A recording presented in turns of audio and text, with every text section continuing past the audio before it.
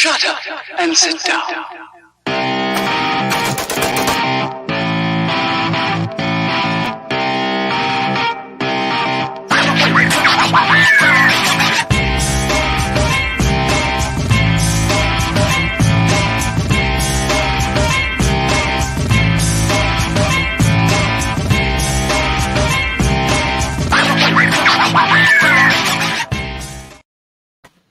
Hello, everyone. Welcome back to the Fight for Liberty show. Today we have a really exciting show for you guys. I'm really excited to bring it to you. So go grab your coffee, roll up a blunt, sit down and relax and enjoy, because it's going to be a good one. Or if you're a little bit more modern, you don't do the joints or the blunts like I do, go on over to Nug of Knowledge and check out these wonderful Delta 8 THC cartridges that we're selling over there. Use promo code UNITE to get 10% off, and go check out some of the other awesome products they've got over there. But today we have a really awesome guest for you guys. Literally, Satan himself is coming to the show. Mark Pellegrino, welcome to the show. Thanks for coming. What's up, man? Thanks for having me. My pleasure. So I'm just gonna jump right into it and ask, when was the first clue that you were a contrarian, that you were going to be different from everybody around you for most of your life? Oh, wow. For most of my probably in my early 20s, after I started reading Ayn Rand and discovered how contrary to social ethics her principles really were, and how they opened my eyes in so many ways, and I found myself pushing back against the accepted narratives. Gotcha. So what made you start reading that kind of stuff? There was a friend of mine in the theater company that I eventually ended up teaching at. We would rehearse until 2 a.m, 3 a.m, and then afterwards we'd go to a place in Hollywood called Gorky's Cafe, ironically a Russian cafe that was open 24 hours, and we'd eat omelets, drink coffee, and argue about everything. At the time, I was a registered Democrat, environmentalist. I think I had the typical sentiments of a budding Hollywood actor, and he was an objectivist, and he would always win these arguments with me. It was very frustrating because some of his terms were so stark. He even went as far as to say at one point, I think we're going to use up this Earth and move on to another planet, which I thought was horrific that somebody could say that with not a shred of sympathy for the life that he was destroying. So I said, look, I don't think I have the words to convince you of my feelings. My feelings are powerful. I don't think I have the philosophy. So why don't we do a book exchange? And I'm sure if you read what I read, you're going to see the light. So I gave him 5 books. He gave me 2. He gave me The Fountainhead and Atlas Shrugged. And I think that his books changed me more than mine changed him. Which were your books? I only remember a couple of them. One was The Road Less Traveled by M. Scott Peck. One might have been The Way of the Peaceful Warrior by Dan Millman. I don't know if you know that one. That's a good one. They're fun books to read, and there's some truths in them that I think even hold with me today. There was also probably Illusions by Richard Bach. I have only read.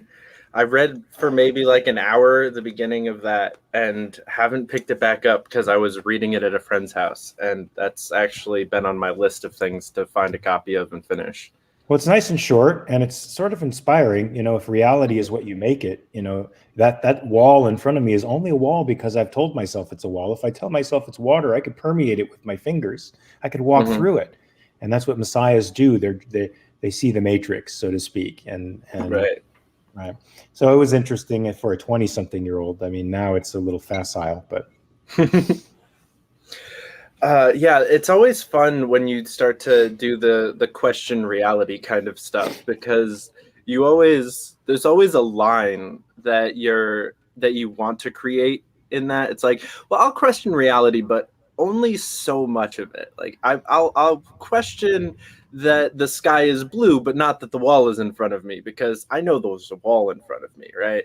And it's really fun when you start reading some of these greater minds that have just challenged the whole question, the whole thing. Like, no, maybe reality just is imaginary, and it's a crazy train of thought to go down. I don't actually like agree with it to a point, but it's just a weird mind exercise that not a lot of people have the strength to do. I would say it's a weird mind exercise. It could be a fun experiment for, somebody like me who's an actor. But if you keep it up, I can't help but think that it induces a psychopathy. Mm-hmm. Yeah, I don't want to be right about that. I guess I've asked that question, and at the end of the day, part of me would just rather live in reality. You are. Right. You are. Yeah. And I think it's a decent presumption to make. Mm-hmm. Yeah, it's even if reality is an illusion, I wouldn't want to be like the only person on the planet that knew that and was, living in the real reality. It's kind of like the Matrix, where part of me would rather, I would rather live in the Matrix, or in the Matrix, than where they go after, into that reality world of just like horrifying starvation and all this other stuff that's going on in this war. And I'd rather just kind of live this life. It's a little bit nicer. Yeah, that's true. But I don't know much about simulation theory, but I do think it's just one of those mental exercises that has been, I think it's taken on a lot more cultural purchase. I think you can see it in today's radical skepticism. Mm-hmm. And I think that's why we are in a crisis of confidence right now about everything. I mean, we're in a crisis of confidence about everything because people don't think knowledge is attainable. They don't think knowledge is real. They don't think you can be certain about anything, or at least the radical skeptics are telling us all that that's sort of the way it should be. And I think I think it's wrong. I also think it's dangerous for reasons that partly I've already talked about. It induces psychopathy. Your mind needs to integrate information. It can't exist in a disintegrated state. It can't take things as discrete, unconnected moments. It makes cognitive connections for a reason. Yeah. Yeah, you can't stop your brain from doing what it's trying to do at the end of the day. It's doing that for a reason. And when you mess with it too much, it breaks something. So yeah, I agree. Society's definitely going down a very weird path of just question everything. Yeah, I don't mind the idea of question everything, but it's not even question everything. It's everything is illegitimate and must be destroyed, must be deconstructed. They might say, but that just means destroyed and replaced with something else. Right. But that's not a truth. Even if their observation that we should question this institution or that institution or this way of thinking or that way of thinking because they express a grain of truth about what needs to be questioned in there, doesn't mean that the entire thing needs to be thrown out. Right. It's not an all or nothing. Correct. I think it's much more nuanced. Nuanced. Well, nuance is quickly escaping most realms of conversation. It started with religion, went into science, and now into politics, where we're not really allowed to say things that are nuanced anymore. It's not something we're allowed to do. I feel like once again that's the skeptics. I think Hegel and Marx were skeptics, and they brought a certain romantic view of the world into our awareness, right? This idea of a dichotomous existence of conflicting forces against each other, and now everybody frames everything in terms of this oppressor-oppressed dynamic, and that's the way they see the world. And it's simple. It's just like God and the devil. It's easy to it's easy to place people in the white hats and the dark hats. Yep. It doesn't require a lot of thinking, and what we're seeing in radical skepticism is a sense that they don't want to think too deeply about anything. Yeah, which can relate to a point sometimes. But I was having a conversation actually early this morning because I decided that 3 a.m. was the time to wake up this morning, and I've been up since then. So I was, Twitter scrolling a little bit this morning after I woke up, and was talking to somebody about the right-left dichotomy in a similar way of just once you realize that the top bottom, if we're talking about the quadrants, when the freedom versus tyranny spectrum is the important one, and once you're like far enough onto the freedom side of the spectrum, you realize that the right versus left is a divide and conquer strategy that's worked for way too long on way too many people. And to try to separate, especially, because we were talking about almost like anarchists almost specifically in this conversation. So like to try to like separate all the brands of anarchy into two different groups would be impossible. It's not only is it unnecessary and a bad idea to do so, it's literally impossible because there's too many brands of anarchy where you just can't figure out, are they right or left, because they're not. And that's the whole point.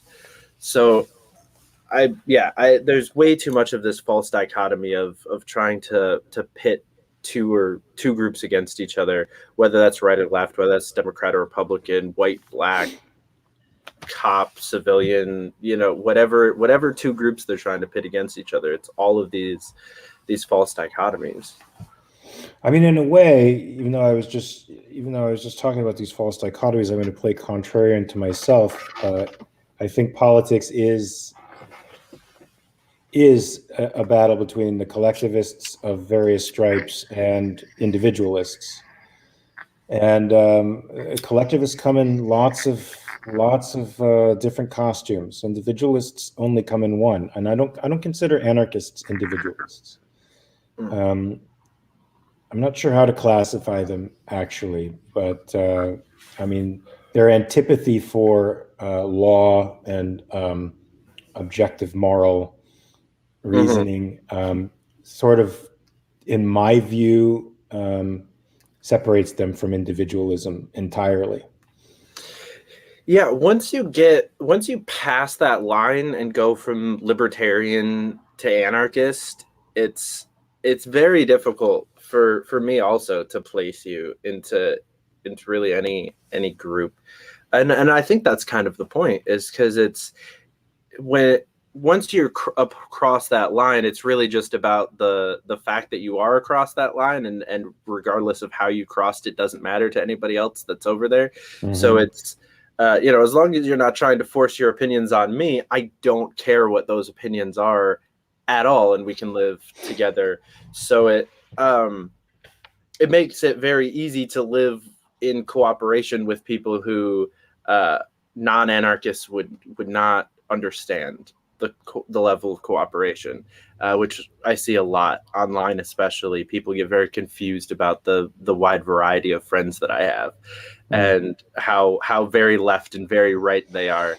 And you actually helped us break the internet with one of them the other day, with the Boogaloo boy that went on Olivia Rondow's show. Who's a friend of mine. And just he's a nice anomaly for people, because he's a somewhat leftist nerd that is now painted as an alt-right extremist because he learned how to protect himself in his community and started a well-regulated militia, which is what all these leftists wanted, right? That's the only way we're allowed to have guns, is if it's a well-regulated militia, and that's what they're doing, and they don't like that either. Well, I guess in their mind, it needs to be well-regulated by the federal government. Mm-hmm. Which defeats the entire purpose of having a Second Amendment. You'd think. Right. You'd think. So society's definitely done a lot of shifting since you first kind of entered the scene and started out your career. I'm curious, who did you see have more of the influence when you started out your career, and who do you see as what groups of people do you see having more influence now than they ever used to? Well, when I started my career, I don't know that I was particularly political. I was vaguely aligned with the left. I was an environmentalist, and I belonged to a bunch of environmental clubs, conservation clubs that I participated in actively. But my connection to politics was sort of vague. So I couldn't tell you. I mean, at the time, the time I was able to vote for the first time, Reagan was coming into office. And of course, as a Democrat, I thought the world was coming to an end. And I thought his Secretary of the Interior was going to destroy the planet and, all the yada, yada, yada, yada. So I was on that train. And I thought that conservatism, such as it was winning. And as I began to become more politically alive, I did pass through a conservative type stage where I began to see conservative intellectuals as much more on point with what I was observing than left-wing intellectuals who tended to be rationalistic and have these floating abstractions that they just deduced around.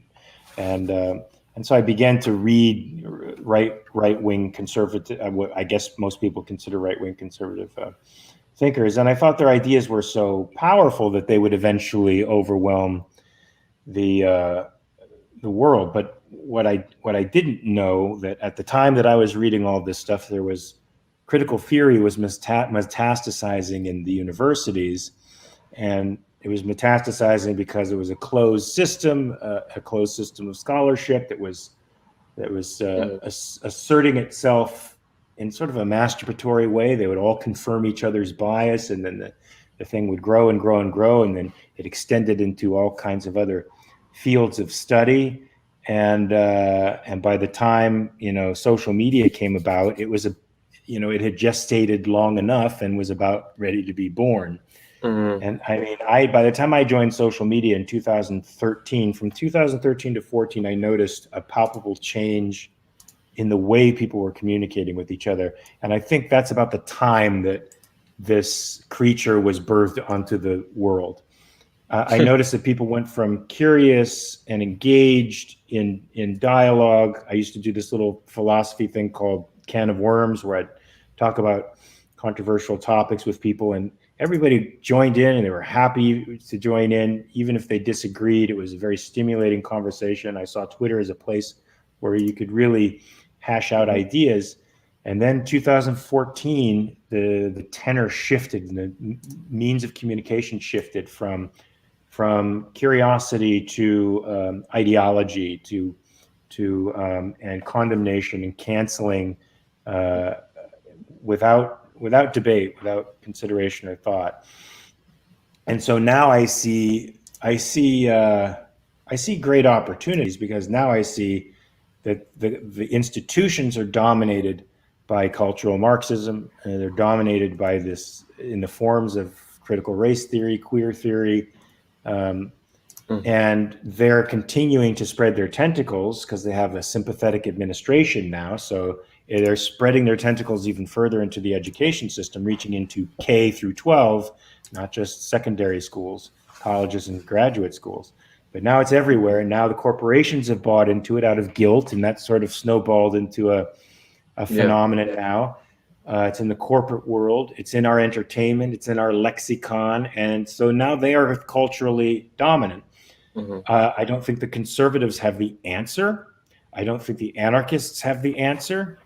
I think objectivists have the answer, because I think they're the deeper thinkers, and I think they do what the left does and what the right fails to do, which is they connect philosophy and politics to ethics and a justifiable ethics of egoism. And so that, to me, is the only way you can really fight these people, is on ethical grounds. So if the conservatives maintain a hold on, feckless reactionary power, this movement's going to bowl over them. And that gives the opportunity for real individualists to rise up and actually debate these people in a public forum, if they haven't made that impossible by the time they gain, total cultural dominance. Right, because the right used to be the the cancel culture, right? Back in like the 90s and early 2000s, they had that ethics side of it, and they were the cancel culture. They were this is too provocative, this is too out there, we have to be family friendly, and they were out there shutting down Harry Potter and Lord of the Rings because of the magic that was in it and doing that kind of thing. And the left kind of took the cancel culture away from them, and they don't really have anything left because, like you said, they're just kind of being reactionary at this point, instead of at least when they were being that. I hated it, and I was a part of it. I grew up extremely conservative Christian, and it was part of what pushed me away from the Republican Party and Christianity in general, was this pearl clutching bullshit. But at least it made a little bit of sense when they did it. It was all revolved around like biblical morality. So there was like a book that you could go back to and say, okay, is the mob going to freak out at me because I did this or not? Right? There was a book somewhere where you could read it and at least have some semblance of an idea how the right-wing mob was going to react. There's no rhyme or reason to the left mob, the way that they're doing it now. I mean, do I think the right started cancel culture? In a way, I could say that traditionalists, fought what they thought was unusual, and would try to cancel what they didn't understand, for sure. But in America, I would say that cancel culture started with the left, and the birth of the progressives. Once this shift from the Constitution as a document, as a contract between the individuals of the state and the state, binding the state to only specific types of actions, to a living constitution, which is how the progressives saw it. They saw all of government as a sort of biological entity. They were influenced by Darwin to change the meaning of the administrative state from one that protected rights to one that took care of things for people, that made a more perfect society. Yep. And in order to do that, especially during a war, they had to demonize and imprison people. And Wilson demonized and imprisoned people.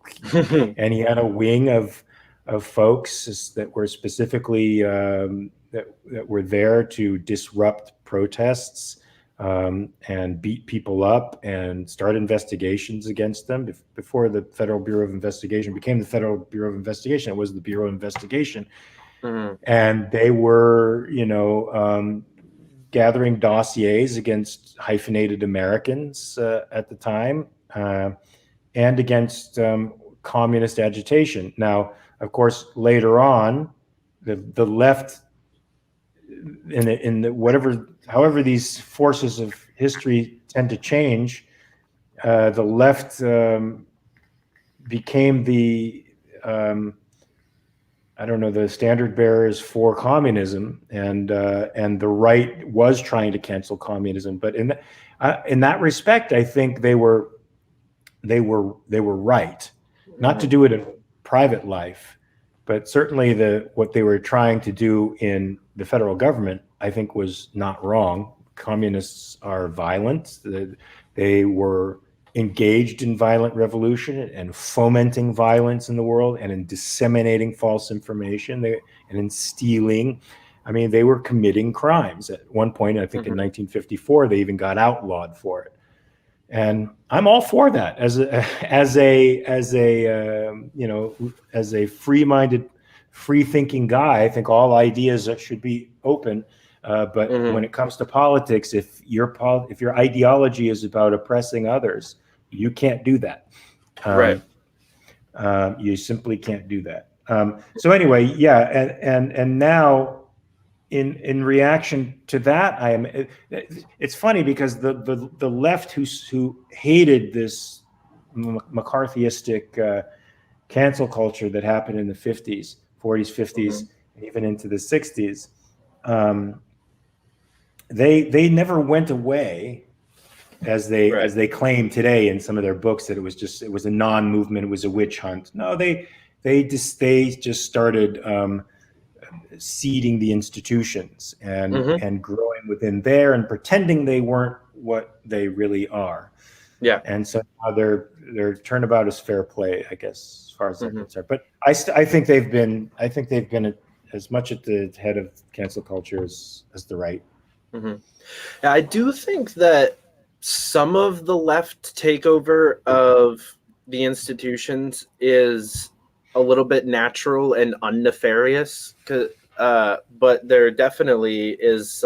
There was a plot behind a big chunk of it, but it makes sense though that the kind of more leftist people would end up being teachers and artists, and the more right wing people would be more blue collared or skilled labor, like that ideological drive to do one or the other, to go out and care for people and teach people and work with kids and do this kind of low reward monetarily kind of jobs. It makes sense that a lot of those people are going to be leftists that don't care that much about their fiscal future and care more about other people and about teaching people.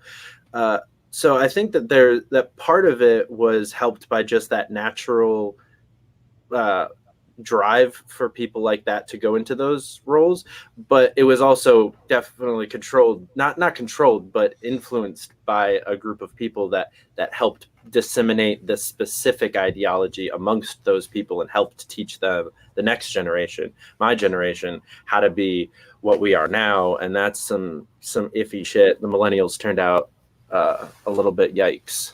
I mean, it's funny. I don't find the left to be. I find the left to say they care a lot about people, but they seem to be really consumed with materialism. So they're all about switching over. They think money is what matters. It makes the world go round, and they measure everything by wealth and inequality of wealth. They're intensely focused on the material world. And so they lose a lot of what wealth really is to people and what value really means to people. Mhm. And I think perhaps because philosophy went off the rails and stopped being a practically applied discipline and became a mind game, it attracts a certain intellectual, and that kind of rationalism where you're just fucking with ideas and with ideas and ideals that have nothing to do with reality. It appeals to a certain kind of person, and then how long before you want to make those fantasies a reality? I mean, these it's no mistake that these academics are all agitating for a society where academics are the heads of everything.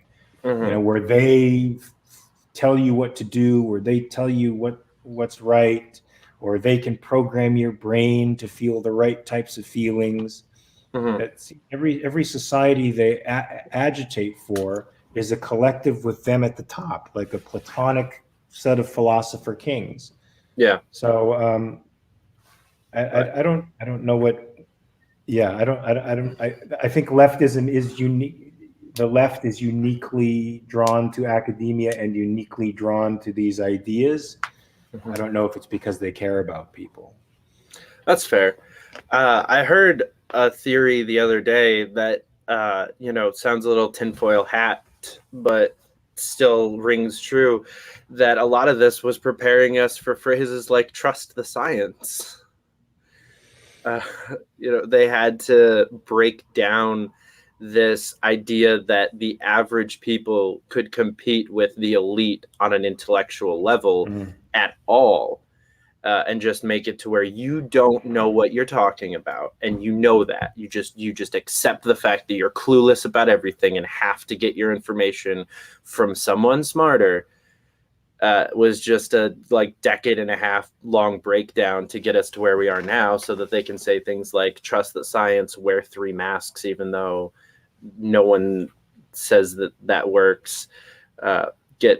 Wear a mask even if you're vaccinated, because that's what we said. And people are just eating it up because they've gone through this whole almost generation long breakdown that you're talking about. I think it's been going on since Wilson. I think once we began to see how productive our society was becoming in the late 1800s and early 1900s.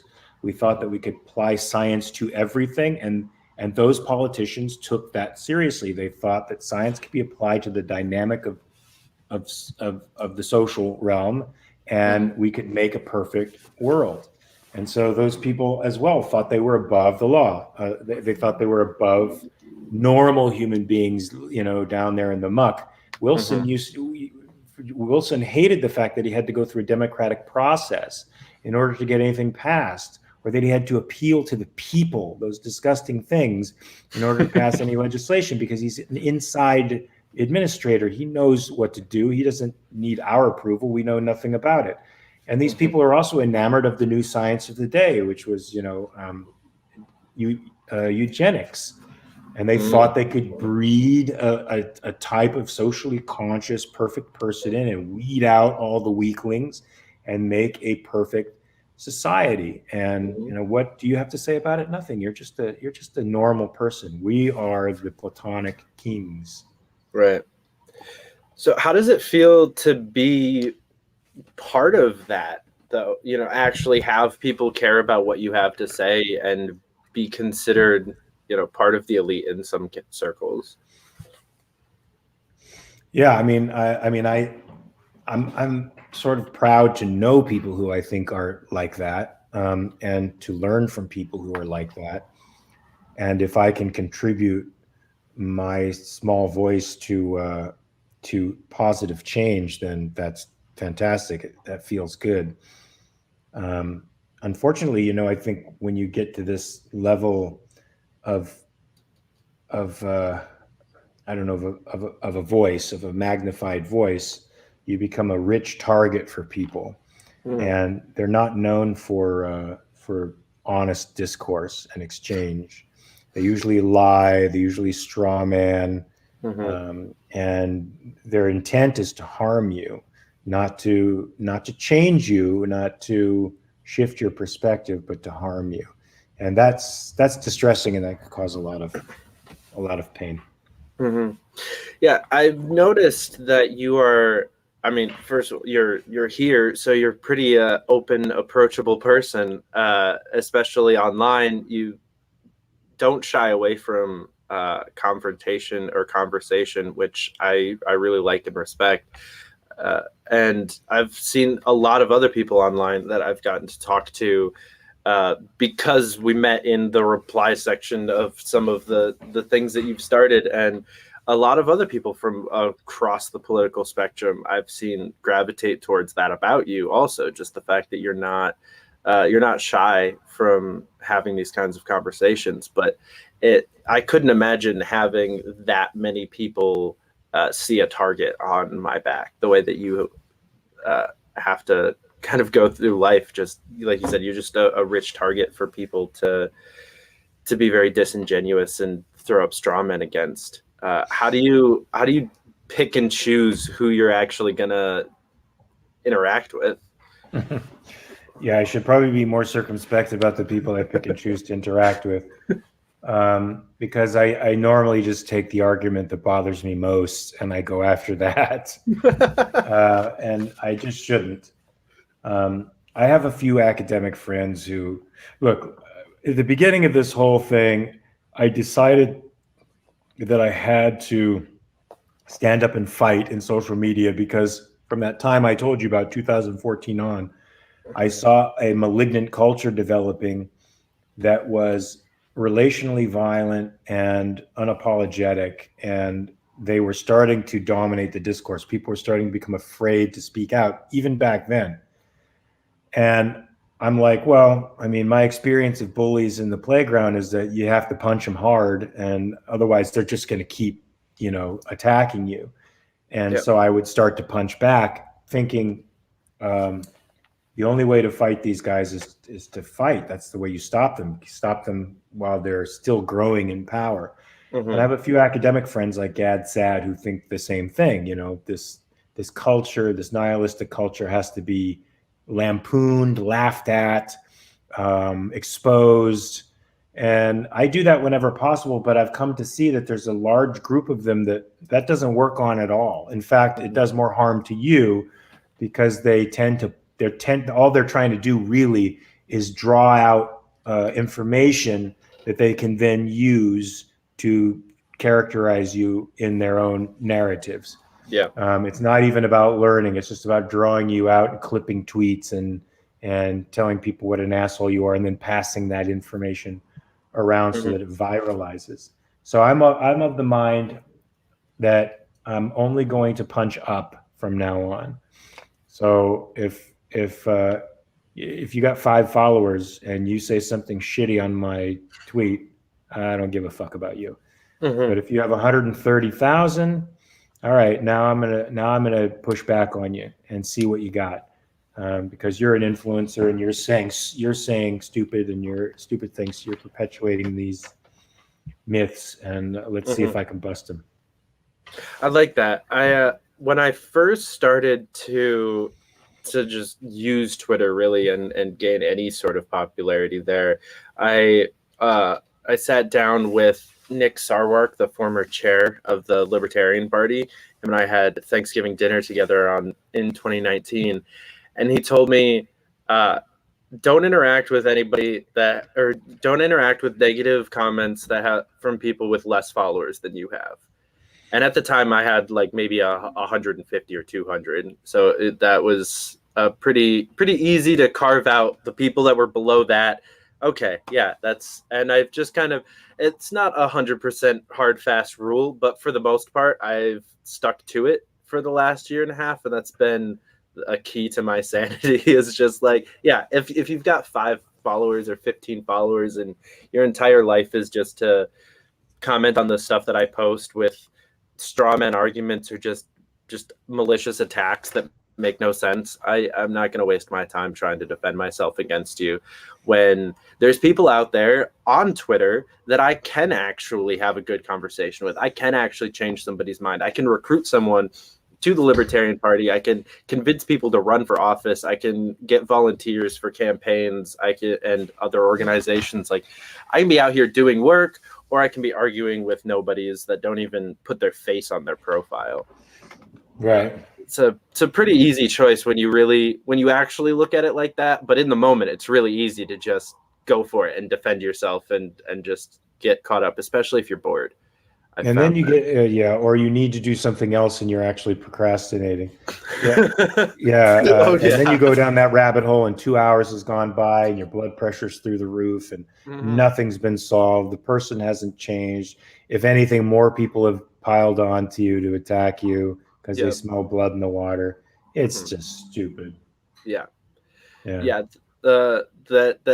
day that I mentioned earlier with Magnus going on Olivia's show, my phone was just exploding that entire day because I threw up a reply pretty high up on the chain that a bunch of the stuff was going on underneath it, and like the whole conversation had shifted away from what we were even originally talking about, and I was still in there arguing and defending you and defending other people and Magnus and all of this, and it's like, and it went from is Magnus a Nazi to should Olivia have Nazis on her show anyway, even if they are, which are 2 completely different conversations, right?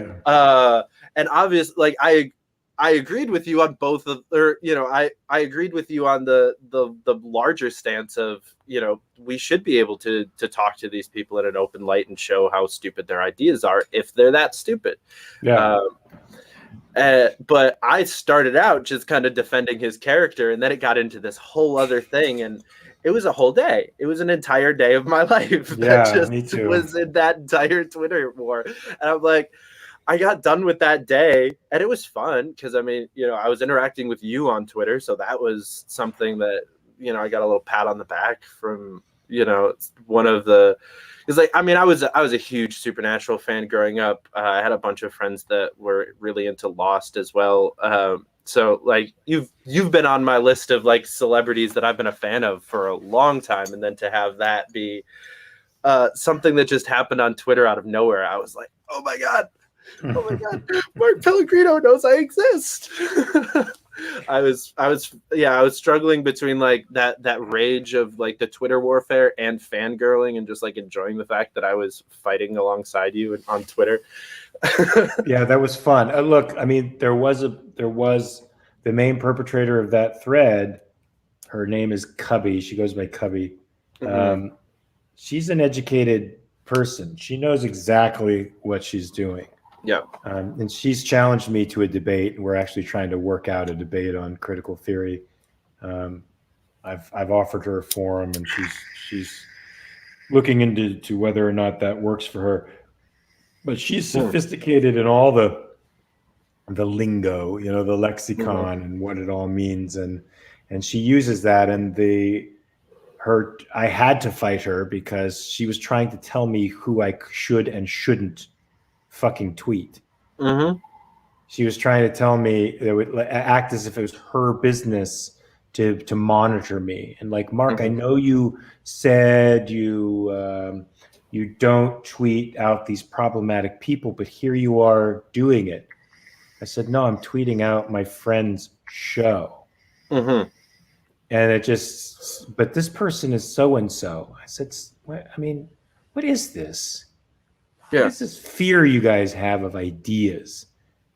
I mean, they're afraid of ideas as I am of spiders. It's like, get over yourself. Right. And fucking engage. If your ideas are better, sit in the confidence of your good ideas and engage them. Pick them apart. Expose them for being stupid. Or are you afraid they might say something really smart and you can't come back against it? I don't know. Yeah. I didn't even know who Magnus was. Right.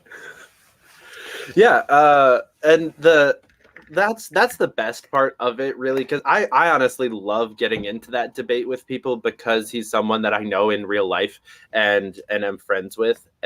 But there's a whole bunch of people on the internet that hate this guy who don't know him, all because he got famous because he made a speech on the Michigan State House steps during a protest once. Then that video went viral, and so Jimmy Dore invited him on his show, and he went on Alex Jones's show too, I think. And he's gotten a little bit popular because of a video.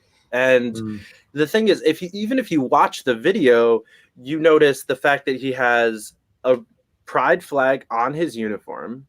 He's wearing a lei and a Hawaiian shirt, and there's a whole bunch that's of just cultural appropriation. That's not support for anybody. Right. What got me about some of these folks was they were like, he wants to overthrow the state, and I said, so do you. Right. What the fuck is the matter with you? Right. You do too. I saw you supporting fucking CHOP or whatever the fuck that thing was called. I see you supporting them attacking the federal courthouses in Portland. What the fuck are you talking about? Yeah. You guys should be friends.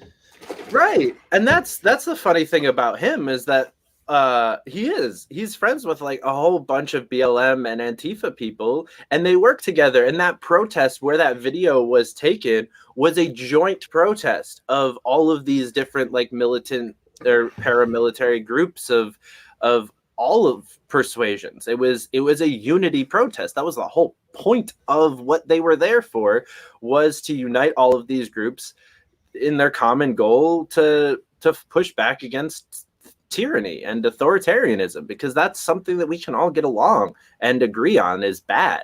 And this is coming from Michigan, one of the worst states in the country for this kind of stuff. I think New York and California and them are, our governors have been fighting for quite some time of who can be the worst. And so they got together. All of these groups got together and put on a protest together because they are friends. And then a bunch of people who pretend to align with Antifa, who pretend to have those kinds of ideals, but don't actually understand it and are actually just keyboard warriors for them. They sit there and they pick apart these people who are out there marching in the streets with them, doing armed security for BLM protests.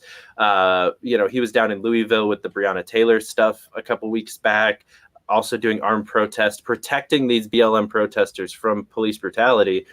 And those people are out there online attacking him because they just don't understand how close we really are. All of us are more similar than we are different, and especially when you start breaking that down to the anti-authoritarians of all flavors, we're all on the same team. Yeah, I mean, I would question whether the organization of BLM is anti-authoritarian. Oh no, not at all. And I would question Antifa is not anti-authoritarian, and I certainly don't like their methods. I think that civil society is within its rights to completely put them down hard, so that they stop doing what they're doing, and so that people can get on with their lives. Yeah. They shouldn't be out there in the street for months and months and months at a time, burning things down and hurting people. They should be done. If we had a government that really attempted to protect us. Yeah. The violent side of it would have been put down a long time ago. If the police and the state were doing the protecting and saving that they claim to be doing, the violence would have been done, and it would have just been what the majority of the people who described themselves as Antifa wanted, which was peaceful protesting. I think a lot of times we get, I see it a lot, especially in the libertarian movement.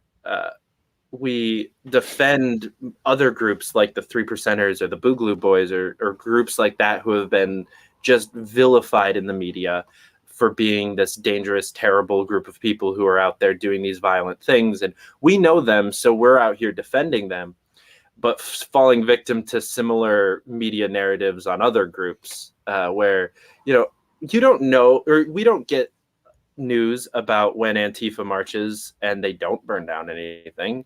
We don't hear about that. We only hear about when they burn stuff down or when they're shouting in people's faces, and that's the stuff that goes viral.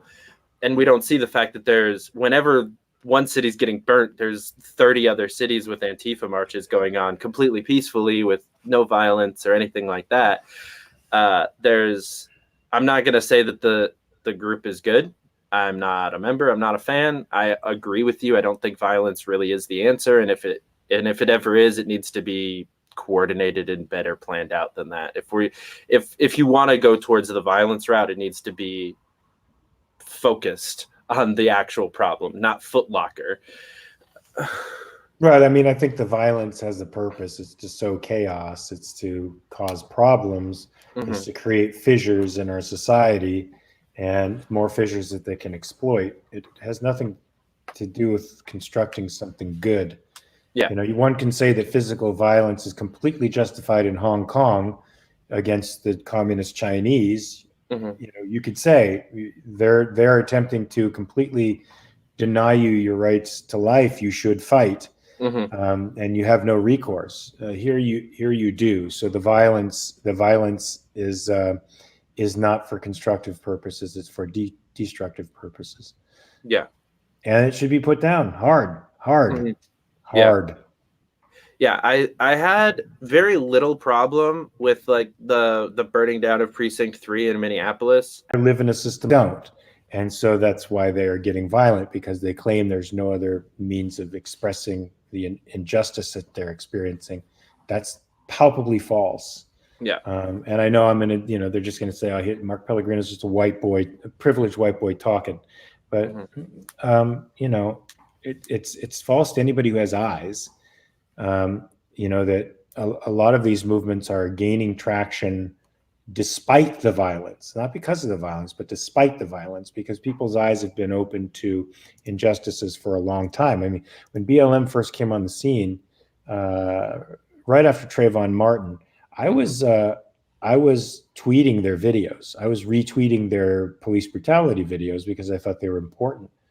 And they may have been decontextualized, but the context that I saw was horrible. And I thought people needed to be aware of what was going on. And then Michael Brown happened in Ferguson, and BLM lied. And after the lie was disproven, the hands up, don't shoot Great bumper sticker, but it was a lie, and it was disproven.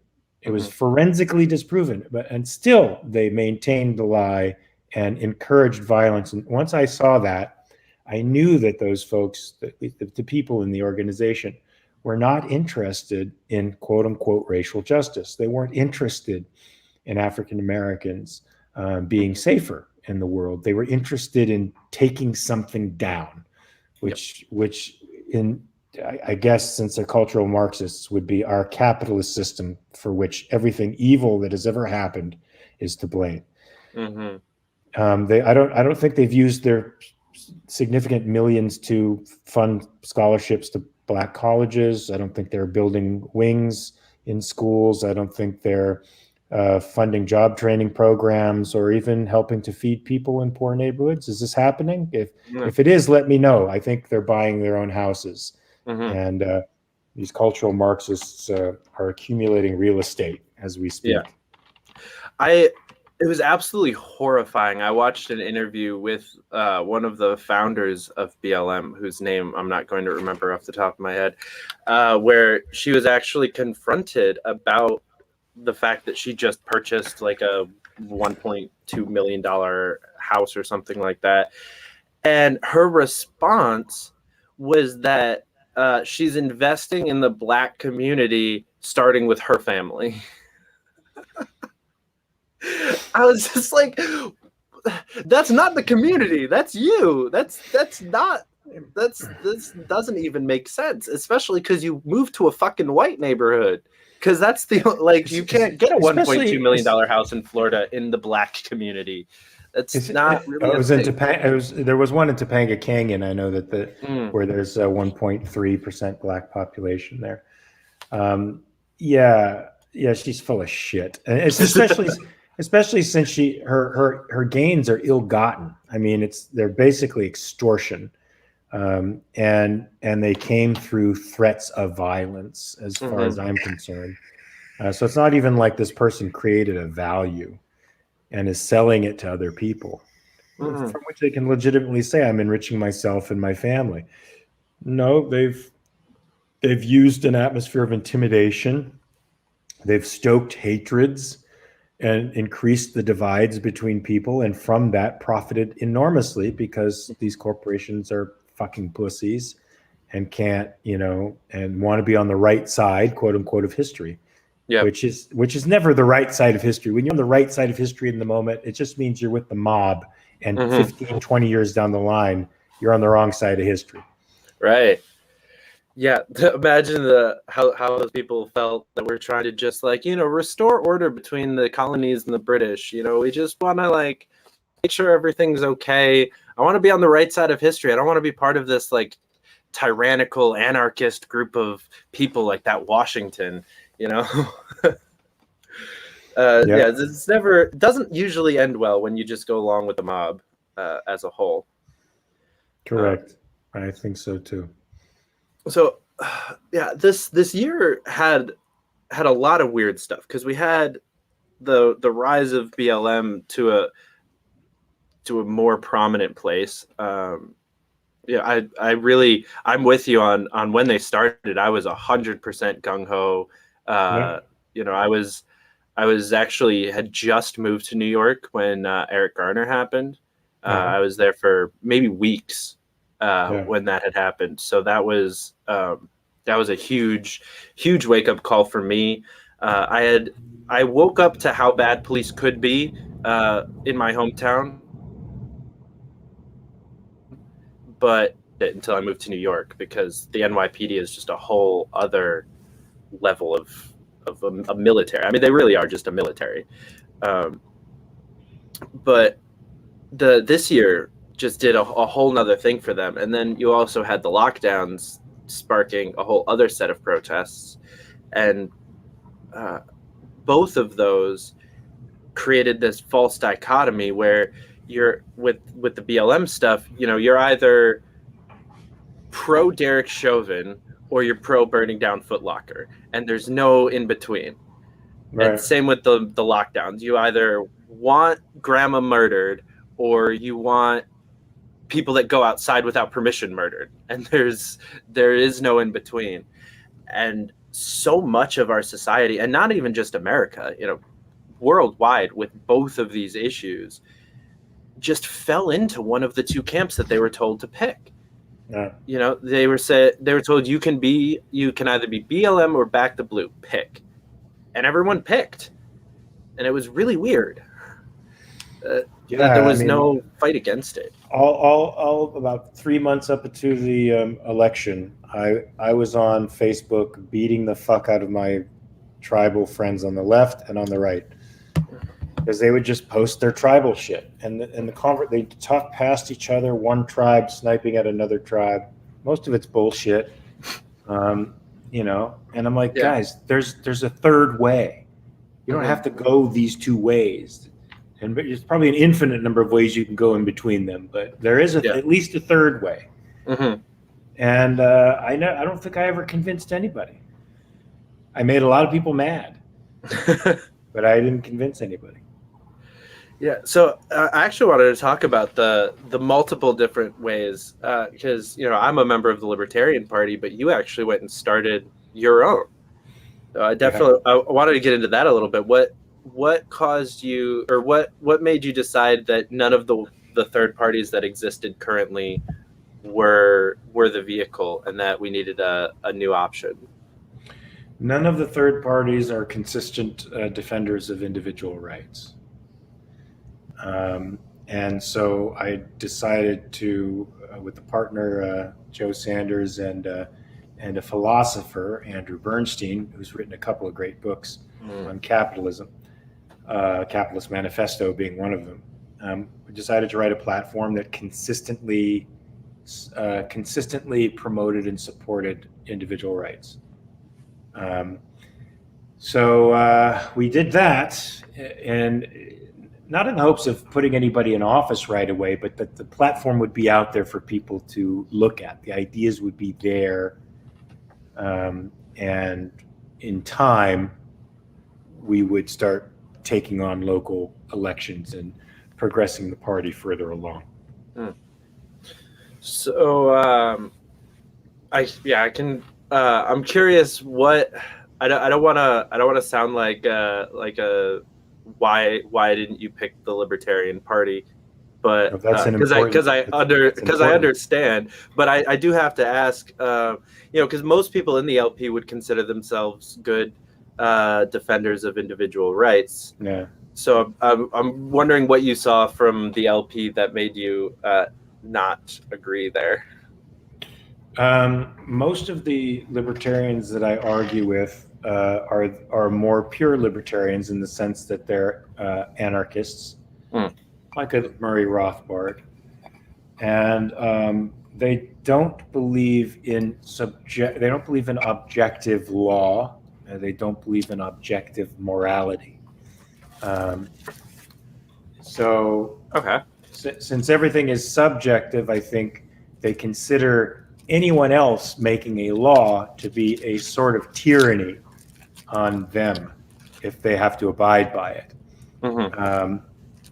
They also think that because government is a monopoly on force, that it is bad, because they apply an economic concept of monopoly to force without understanding what force means and why it has to be a monopoly.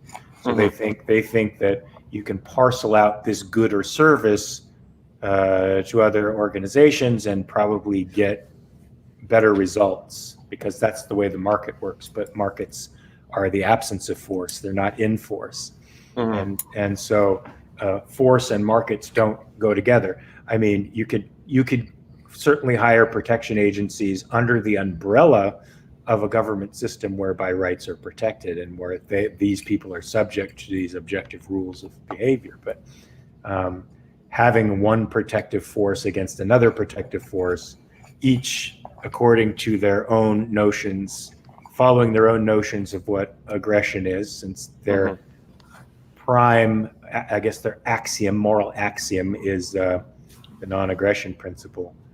which is not an axiom at all. It's derivative. Actually, it's not an axiom, and it shouldn't be treated as an axiom.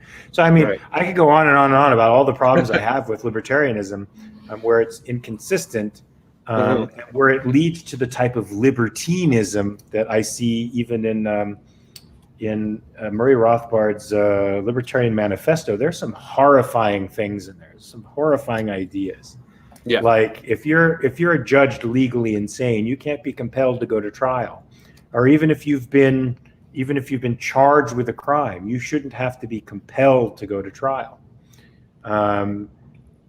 I could go on and on some of the things that are just absolutely mad, like, you know, laws that require a parent to feed their children. You know. Yeah, there are definitely a lot of people in the Libertarian Party that don't like Murray Rothbard, for a lot of the reasons that you just mentioned. Because honestly, there's a lot of people in the party that think that he gives us a bad name, because there's a lot of people in the world that have read his books, or at least heard some of what he believes. Honestly, the feeding your children one is an example that I hear pretty consistently. Well, so on a daily basis, I hear somebody tell me that that libertarian, or I hear it more from within the party than from outside of it. Let me put it that way. I hear a lot more people argue against Rothbardianism or Hopianism, or, you know, some of these more dogmatic approaches to libertarianism. But I heard you mentioned that the LP or the LP ideology seems inconsistent, and I agree with you there completely. And I think it's a symptom that we can't really get rid of necessarily, because part of the beauty of libertarianism is that there are just so many different branches and flavors and ideas inside of the party, and inside it, especially if you branch out into the full ideology of just like all the different people that hate parties and are all over the place. You couldn't get a consistent read on that group of people. It's impossible, because we're just so all over the place and believe so many different things. Kind of like how I was talking earlier about the anarchists. So part of that for me is the fun part of the LP, is that it is so wildly inconsistent, and that you can never really know what to expect out of it, because I'm gonna say something, and then my best friend is gonna say something completely different, and we're gonna fight to the death on this issue real quick, and then we're gonna link arms and go fight tyranny in some other way, and just kind of agree to disagree here. But it feels like the libertarians have attempted to create a political party while not linking itself to ethics and objective law. And so, of course, you're going to fight about everything. You all have different feelings about what's right and wrong. There's no objective law. There's no objective sense of reality or cohesive sense of what is common within human nature that we could build a set of principles from, that we could identify as a social structure. Right. Nobody in the Libertarian Party seems to understand that. It seems that to me, you can tell me if I'm wrong since you're a libertarian, it seems to me that for libertarians, liberty is an end. And for me, liberty is a means. I'll try to not butcher a Friedman quote here, because one of my favorites of his is that I think it's freedom is not a natural state for humans, and that it is something that must be fought for and worked towards tirelessly, something like that. So I think, at least for myself and some of or at least a lot of the people that I associate with, I think we see liberty as not necessarily an end, but almost a lens by which to view each an individual problem, and the way that we conduct our lives is it liberty or not? You know, so it's more of a ruler. That makes it an end as opposed to a means to me. Like, you're still judging it as saying, this is the standard by which we judge something quote unquote good or bad, right or wrong, isn't liberty. In other words, what is restraining the action? Yeah. But look, liberty. So to me, that's partly why libertarians fight about everything and can't agree on anything and hold their own subjective standards of value, and why a libertarian society would always end in war. You know, people would tell me that they think libertarians tell me that governments can compete. You know, I say, of course they can. It's called war. That's how they compete, unless you have a constitutional republic like we do and a federalist system where they constitutionally the powers are separated in such a way that the competition becomes the checks and balances. But that's not what libertarians are referring to. Look, to me, liberty is a tool. It comes from some place, and its purpose is to protect something. Do you know what that is? All right. Now, rights are a tool. Rights are sort of synonymous with liberty in the sense that they're spheres of non-violence, right? But what does liberty protect? Where does it come from? The individual? Sure, but deeper than that. See, I'm saying this because I don't know libertarians who can answer this question, and that's part of the reason why I think they don't know what liberty means. It's freedom. It's freedom. Leave me alone. Leave me the fuck alone. Let me do what I want. But they don't know what it means. They don't know what its purpose is. They don't know what it is as a social tool. And that's the rub. Yeah, keep going? There are definitely people that came to this ideology because they're just contrarians, and they just are, they're just rebels, and that definitely drew me to it for sure. I was a problem kid and a contrarian my whole life, and always pushed back and had problems with authority. Now that I've been in positions of authority for the last few years of my life, I've chilled out a little bit on that. There's a lot of people that just haven't matured out of that. They're still in this like 14-year-old blaring rock music in their bedroom to annoy their parents mode. And they think that flying a Gadsden flag outside of their house is the equivalent to the cops as playing rock music really loud from their room was to their parents. And they just think that being this thing is somehow edgy and cool and fun. And then there's the ones that are actually in it for the right reasons. And I've for the most part, when you look at the party itself, the ones that are doing the work and making headway and like really making a name for themselves and actually like getting somewhere with it, people like Dave Smith, people like Scott Horton, there's another Ricky Harrington from Arkansas is another one of my favorites. He challenged Tom Cotton and got 34% of the vote this past November, which is the highest we've gotten for a national election. Arkansas Senate. And he was an awesome just coalition builder kind of guy. He's a prison chaplain who is running his campaign manager is the complete other side of the spectrum of the party.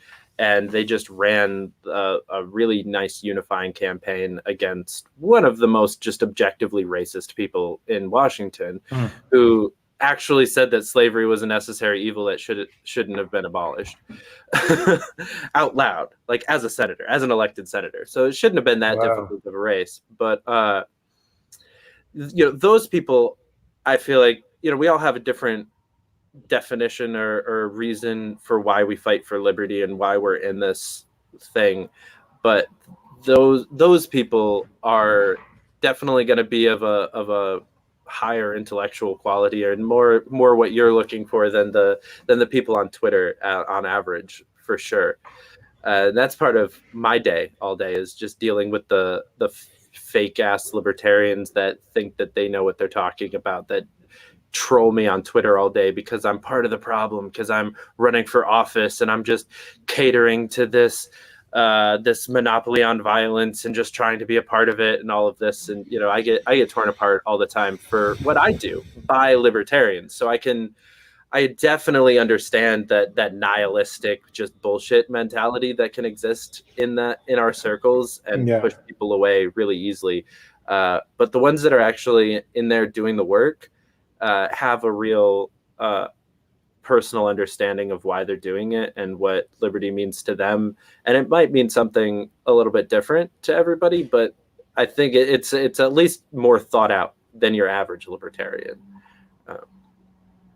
I'm personally of the mind that you said that like any laws, anyone creating a law is force, and I'm not one of those like dogmatic libertarians. I think that if a society agrees on a rule for themselves, then that's consensual and everyone's in agreement on it, then that's completely fine. I have nothing against laws existing. I have nothing against governments existing. As long as it's consensual, that you have the ability to opt out or move out or be a free person. So a woman being stoned to death for adultery, as long as it's consensual, is an okay law. Well, I mean, that's I wouldn't live there. I wouldn't consent to that. I don't understand a society where the woman would consent to that either. And I've spoken to women in Saudi Arabia who are completely behind not being able to drive, who think that it's perfectly justified to be escorted everywhere by males and to have males do that stuff for them. They think it's perfectly. They've been raised in that culture to think that's so. Does that make a law like that right?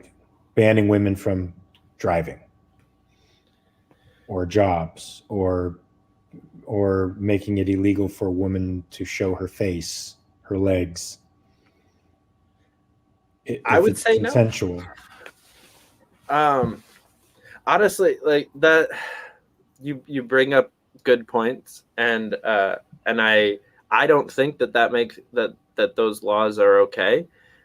And I don't know that them consenting to them makes it okay either. But I'm personally of the mind that's not that that's none of my business, but I've definitely a work not an America first mentality, but work on the shit that we've got going on here first before we start worrying about whether or not people can drive over there. What about public nudity laws? Do you think it's inappropriate in a city? For example, I'm in Pittsburgh right now, for somebody to walk around the streets naked. Now, I would imagine most libertarians wouldn't have an issue with that. There's like, no, there shouldn't be a problem with that. It's just a person being himself. Of course, he is on the public streets, and he's on public thoroughfare, where purposes of those sidewalks and those streets is to move from one place to another. He's interacting with people who might not feel the same way. Mm-hmm. Yeah, that one I definitely think is a logical one where the community would come together and either agree to one or the other. There's plenty of nudist colonies that exist where everyone's okay with that, and they're isolated. They're isolated colonies. They're not right. It's not in the main. Yeah. You would have to be in a community where the entire community was okay with that. And maybe it's I have a bad taste in my mouth because I had a confrontation with a libertarian one time. He lived below me in an apartment, and he smoked incessantly. And I put up with it for about 2 months, but it was seeping through my heating vents, and coming up and saturating my walls and my furniture. And I was starting to cough a lot. So I went down there and I knocked on his door, and I was like, "Hey man, could you do me a favor and smoke outside? Because your smoke is just coming up through my heating vents and through my floors, and it's killing me, man." He's like, "No, I can do whatever I want. This is my apartment." I said, "Well, actually, that's sort of true, but I live right above you, and we share a vent. So, your stuff is actually affecting me. Mm-hmm. So it's technically not just your space. So you have to consider You have to consider me. He's like, no, no, no, no. This is my place. And so you don't know me, David. I'm 6'3". I'm about 210 pounds, and I used to box and all that stuff. So here's what I said to him. I said, here's the deal. You can go on doing what you're going to do, which is smoke inside the house. The next time I come down here, it's not going to end well for you. That's all I'm going to say. And I just walked upstairs. He quit smoking in the house and he smoked outside. Nice. But I felt like he had a bit of a libertarian-esque attitude about his own actions and their effects on other people, because he didn't, to me, understand what liberty means within the context of living amongst other people. Right. Yeah. There's a very important understanding of personal liberty, and then how that applies to the rest of the people around you. And it's a very important part of the journey to come to. And it's definitely a fraction of it that people get to at very different times of their libertarian walk. I know people that have been deep rooted into this stuff for years and years and still just don't get it the way you're talking, that just are still, like I mentioned earlier, that like 14-year-old punk rocker style libertarian. And there's others who I think get what you're talking about before they get the rest of it, before they get the economics and the how some of the laws are affecting us. They get the idea of live and let live, but also for the good of the collective, not collective, because I don't, it's a scary word, but a lot of libertarians understand that there's nuance to a lot of these issues. And, what your situation is actually a pretty common hypothetical that gets thrown around in libertarian circles of like, what happens if what you're doing on your private property is affecting somebody else's private property? And that's a problem. Even if it seems indirect or something to you, if you're affecting other people's private property, then that is a problem. That is a violation of whatever rule, like societal rules, you're trying to come up with, whether it's the non-aggression principle or anything else. Almost any libertarian would agree that your neighbor was violating the non-aggression principle by doing that, if he had continued to do it, at least. Of course, there's plenty of libertarians out there that would argue with me on that one, and that private property is private property, and there's a whole convoluted BS there. But I'd say the vast majority of the people that self-identify as libertarians would agree with you that he was being an asshole, and that was not a good thing to be doing, and that he should stop.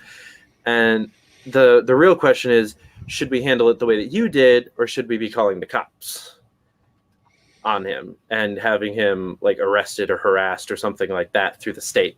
I think is the important difference between. Well, look, I mean, me handling it myself with potential violence is not good.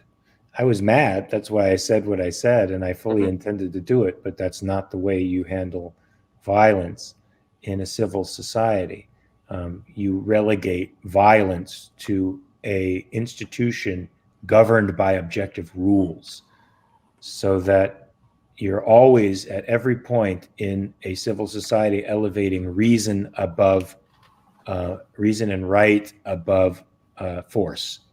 And to me, that's liberty springs from our rational faculty, and the fact that we have this rational faculty, it creates a unique relationship to our material world around us. We need to be free from violence in order to think and act, in order to combine the material elements around us to create new things. So liberty is a tool that enables us to live as human beings amongst other people. We all agree, I won't fuck with you because I know how a human being has to live and act. It's not an end. It's not like, I want to do whatever the fuck I want. Right. Which is where I get a lot of that. If I see Adam Kokesh, it's like, I want to do what the fuck I want. I want to do what the fuck I want.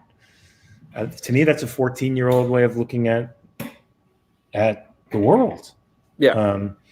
Ideally, liberty should leave you free to do what you think It means you could fuck up. It means you can, be like these people and do whatever the heck you want, regardless of whether it's thoughtful or rational. Mm-hmm. But ideally, that's what it's protecting. It's protecting our rational faculty. Yeah, that's what there. Definitely some disagreements with him, as with everyone, but that's why Ron Paul will remain one of my favorite politicians of all time, because he really did break that part of it down, I think, better than a lot of people, especially when he was talking about the drug conversation. When he was talking about how adamant he was about legalizing heroin, and just the difference between morality and legality, and how, it's not about everyone should do heroin. It's about we shouldn't be, throwing people in cages for doing heroin, and that it's not about doing whatever you want. It's about being able to do whatever you want and then making rational decisions towards a better future that works with the people around you. And, it's still about being a good human. It's just you have to have the free movement to be able to do that. Where right now we kind of can't. You can't feed the homeless because without a permit. You have to pay the government to be able to feed the homeless. Well, trust me, my friend, my old boxing coach, as a matter of fact, every Sunday would go to a park in West LA. He'd do and feed the homeless. He'd cook up a big thing. He's a great cook. He'd just cook up a big thing of rice and beans and tortillas or whatever. It was different every week. And he got kicked out of 2 or 3 parks because of what he was doing, even though he was creating no nuisance. None of the homeless people were staying there, and they cleaned up after themselves. The city officials harassed him into only being able to do it in a parking lot of a church. And then I don't know what happened after COVID. I actually helped him one weekend, and I tried to get his case in front of Stossel, John Stossel, because they were giving him those hassles too, that he couldn't do it on his own. He had to do it with municipal support, which I guess means paying some bureaucrat to do it, to get the permission to do it. And they treated him horribly, and he was feeding probably 150 people every weekend. Wow. Yeah. Yeah, they've done a very good job at forced reliance on the state. That's, I think, something that we talk about a lot in the libertarian circles, is just this multiple decade long buildup where they've taken each and every little tiny thing and been like, okay, you can't do that without us, you can't do that without us, you can't do that, you can't eat without us because you need your food stamps, you can't sleep without us because you live in a Section 8 housing place. Just slowly but surely they've made us reliant on them for most everything. If you make less than 6 figures, you're probably on some form of government assistance somewhere. And even if you make more, you're subsidizing some form of, or what? Now we know billionaire corporations are also getting these subsidies too. The government does like to feed.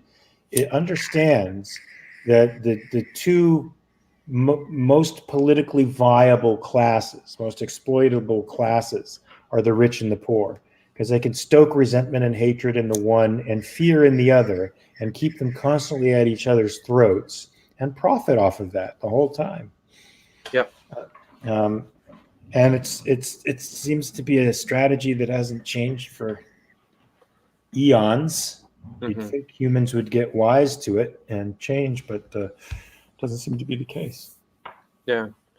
A lot of people tried to make the lockdowns and the COVID stuff a class issue or even a race issue. And you and I are obviously in 2 different tax brackets. I'm curious how 2020 was for you, because we've been hearing this narrative that, it only affected the poor, lower class people. But I have a feeling that I probably lived more of my normal life in 2020 than you did. Well, certainly my entire schedule got pushed to 2021, and now it's only happening in increments. In Hmm. 2020, I was set to do a show, and I had about 12 or 13 cons I was going to travel to. Um, and then I was going to teach in Paris with my wife, like we do Oh, every wow. year. And the show got pushed, and I'm glad that we're still doing it. That's where I am now, because I wasn't even sure if that was going to happen. Hmm. And my wife ended up going to Paris and teaching on her own, and my con schedule just got completely obliterated. It's sort of coming back. I've been vaccinated, so hopefully I'll be able to go to some of Hmm. these things soon, because I really enjoyed those. But for the most part, I thought I took a massive hit. Um, Certainly, my schedule. I wrote a script. I did things on my own that I probably wouldn't ordinarily have done, which was good. I was productive, but um, I thought I took a worse financial hit, but I didn't, in part because of these cash infusions, which has made the market go sort of nutty, right? Hmm. So people in the market have benefited greatly from these silly bubbles that we're creating. So all I can say is that okay, I did something that helped me, or I didn't do anything. The government did something that helped me this year. Let's see when the bubbles burst and how far I fall. Right. Um, but yeah, it was disruptive. But I'm sort of an isolated guy anyway. I do very few things unless my wife is with me. Go to the gym, or if or I'd go to the dojo and work out, and Hmm. most of the time I read at home with my dogs and hang out. Yeah, 2020 was good for introverts. Yeah, right. Uh, No difference. yeah, my dad is a computer programmer and a major introvert, and he's been working from home for it's past a year now, I think. Mm. And I don't think he's ever going to go back to work in an office. The fact that he doesn't have to deal with people just like walking into his office to ask him questions all the time, and he can just like go outside and work on the house or work on the car or something like that during lunch, and go for a 2 or 3 hour bike ride in the middle of the day, and just take a long lunch or something. He's loving it. He's never going to go back to normal. It's just never going to happen. And I have so many introverted friends that are the same, that just absolutely loved this new world where they could be an introvert and still fit in like everybody else. But Yeah, I mean, that's good. There's good in this craziness. mhm. That's a silver lining. Yeah, I'm an extrovert. I am somebody that needs people to the max. And Mm. so it was rough, especially I did like March through June. I was at my parents' house, you know, quote unquote locked down in upstate New York, and that was pretty rough. And then I was just, I can't do this anymore, and went back to work and started knocking doors. And it was, I'm like, I don't even care that there's a pandemic. I'd rather catch COVID than be stuck inside anymore.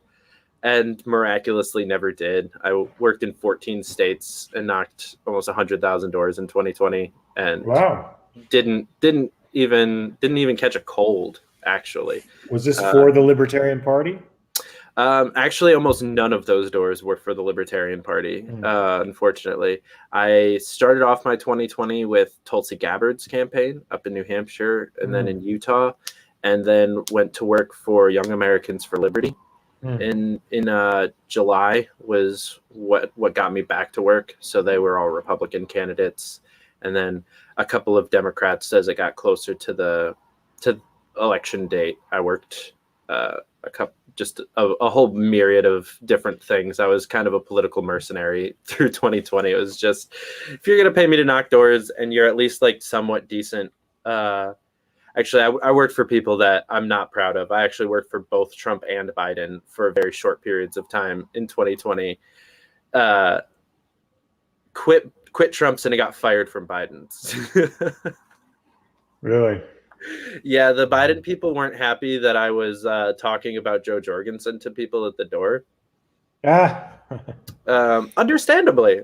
I don't blame them for firing me, but I also am not sorry for doing what I did, because if a voter told me that they hated both candidates and they weren't planning on voting, and the whole political system is fucked, I'm like, well, have you looked at other options? There's more than two. Did you turn anybody around? Actually, I didn't get very many like, yes, I'm definitely going to vote for this person, but I had a lot of really good interactions of people that just either didn't realize that there were other options, or had just heard like a one-off bad thing about Joe or even Howie Hawkins. I would talk to some people about, if they were clearly not libertarians and just didn't believe what I believed, but they were looking for a third option, I'm going to talk to them about the candidate that might represent them the best. So I brought Howie up a couple of times, and just I didn't know that I had other options, and just the excitement from people to hear that there were other options, that there might be somebody out there that actually agrees with what they believe, was actually I got a decent number, enough to make it worth doing what I was doing. It was actually really encouraging to see how many people were just hungry for a third or fourth option. And this is the time. I think we're in a time where a third party can really make it. Yeah. I'd like it to be the Capitalist Party. I tried to get Justin Amash into the Capitalist Party, but he went Libertarian. There's more funds there. It's less you have to do. We have to get people on the grassroots, like in a local election, who are willing to do all the crazy things that you have to do to establish yourself as a political party. And I don't think he wanted to. I don't think he wanted to do that. One day I'll have a meeting with him and see if I can pull him over. There you go. I'll be sad if you do, but until then, I'm voting for him. Look, I voted for Joe in the last election, and I voted for Gary in the election before that. So you have an uneasy ally in me, in the sense that I'm not voting for the fucking establishment quacks. That's for sure. Honestly, that's all I can ask for as a member of the party personally. I have a similar feelings about like Joe Rogan, who voted for Gary Johnson, voted for Joe Jorgensen, isn't a libertarian, shit talks the Libertarian Party all the time, but is still out there fighting the good fight, waking people up, bringing people away from the duopoly. We're allies. I don't care what letter you put next to your name, whether it's an independent or libertarian or capitalist party. I do want to ask a little bit about the starting of the Capitalist Party and how you actually got that off the ground. Yeah, my friend Joe Sanders and I decided that the time might be right for a third party, and we got together with Yaron Brook. Do you know Yaron Brook? I think I follow him on Twitter. Good. If you follow him on Twitter, you should follow him on Facebook, YouTube, and you should listen to the Yaron Brook show. It's actually quite good. He was the former director of the Ayn Rand Institute. Now he's the COO, or he's on the board of directors, but he mostly speaks independently, and he may speak for the organization still, but he does his own thing now. Anyway, we talked to him, and because at one time objectivists didn't think that it was really possible to do something like that or even viable, he said, yeah, go ahead with it. And so we got Andrew Bernstein, a philosopher and an objectivist, to write the party platform for us, and we got a couple of kids to put it up on a website, and we purchased all the domains for it, and that's it. It's been out there. It's been out there in the universe for anybody to look at. Some libertarians look at it and they can't see any distinction between us and the Libertarian Party. When I try to describe what the distinctions are, they don't seem to be very nuanced, and they don't seem to understand still what the distinctions are. But maybe that's just my own poor communication skills. And so it's after we put it up, I tried to convince a guy in Denver to be the first Capitalist Party candidate, because he had been a third party candidate there and did very well against the incumbent. I'm blanking on his name right now, though. Steve, I guess Steve something. And he at the time was against it. He didn't think the third party would be able to make it. And then 4 or 5 months later changed his mind, was in support of us, but he wasn't running. And so we just think that the trick is to go to some state that we think would be probably supportive of this third party and try to campaign in a state like Idaho or Wyoming, or maybe some part of Texas, Tennessee, some parts of the South, or Montana even, maybe the Dakotas. They might be interested in something like this as an alternative to the establishment. But I don't have time to do that kind of work, so I'm hoping somebody takes up the banner locally and goes through all the bullshit they have to go through to put us on the ballot. Yeah, that's the fun part. We actually just lost ballot access here in New York, and because our governor is a tyrant. And actually, that one's an obnoxious, funny story, because he was trying to take out the leftists in the Working Families Party and knocked every other minor party off of the ballot except for them. How does he have the power to do this? So how it happened in 2018 when Cuomo ran for re-election, there were 3 parties that gained ballot access in 2018, including the Libertarian Party, and there was a momentum for third parties in New York. There was a couple new ones sprouting up, and it was actually looking like we might go somewhere.